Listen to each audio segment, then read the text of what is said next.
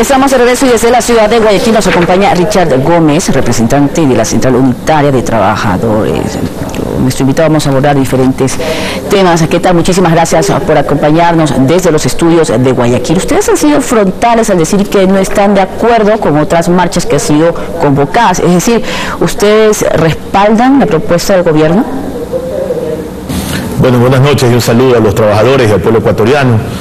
Nosotros hemos sido frontales en nuestro accionar. La Central Unitaria de Trabajadores nació con el fin de ponerle fin al sindicalismo arcaico que se opone a todo y que el día de hoy, por ejemplo, en la ciudad de Quito, con otro anuncio de sus marchas fracasadas, se toman el nombre de los trabajadores para poder dilapidar en contra del gobierno, en contra de algunas medidas que supuestamente han afectado al pueblo ecuatoriano. Pero si no son entonces los trabajadores, si se están tomando el nombre de los trabajadores, ¿por qué son convocadas estas marchas?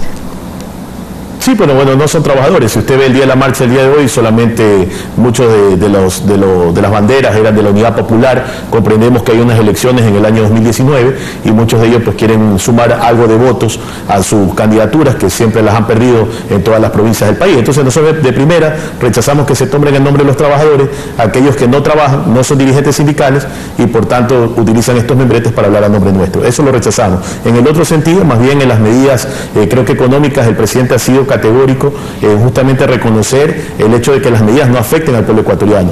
El incremento a la gasolina súper es un incremento que afecta a la clase media y clase alta en cierto sentido, pero no a las clases populares que realmente son donde los subsidios deben de ir o donde los subsidios deben estar. Días atrás la CUT hizo un taller en la ciudad capital con organizaciones estudiantiles, sociales, populares, barriales, con los campesinos, con los trabajadores, para poder articular unas propuestas con mira a llevarle al Ejecutivo en esa propuesta de diálogo, en un diálogo frontal, llevarle estas propuestas desde quienes realmente sí y legítimamente representamos a los trabajadores y a los pueblos del Ecuador. ¿Propuestas como cuáles, por ejemplo, en cuanto a generación de empleo? Por ejemplo, más el tema del crédito productivo es una de las cosas que los campesinos realmente reclaman, la falta de controles a veces en el tema de la frontera, a pesar de los esfuerzos de justamente nuestras autoridades, todavía sigue entrando arroz de Perú, siguen entrando algunos productos que hacen que haya una oferta excesiva de productos y encarecen justamente los precios. Por otro lado, en el tema estudiantil hay preocupación respecto a la calidad de la educación, a mantener inclusive la gratuidad de la educación.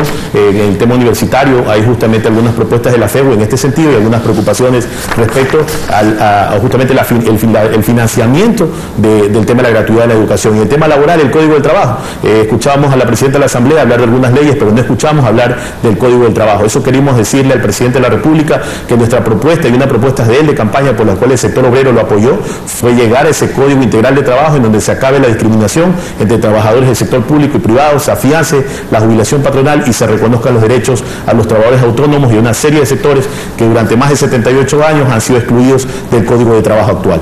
Es decir, ustedes se avalan en la herramienta del diálogo. En este momento, ¿cuál sería la posición del CUT? La posición del CUT es justamente que se genere con el Presidente de la República.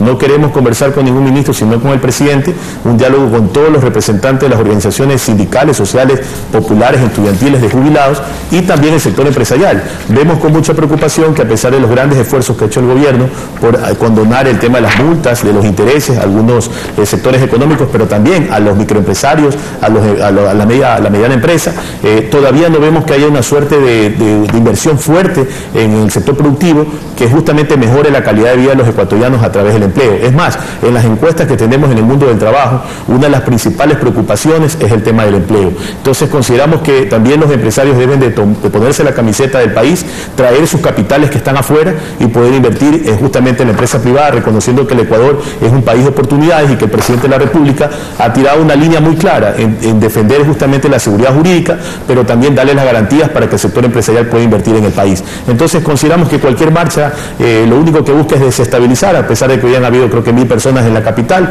no tienen la fuerza de los trabajadores y nosotros más bien llamamos a las fuerzas sociales del país a unirse a esta gran cruzada por el diálogo que yo creo que ha permitido sentar justamente las bases para cambiar el país y cambiar el modelo en un modelo más inclusivo en donde se escuche realmente la opinión de la ciudadanía y se tomen las decisiones en favor del pueblo ecuatoriano.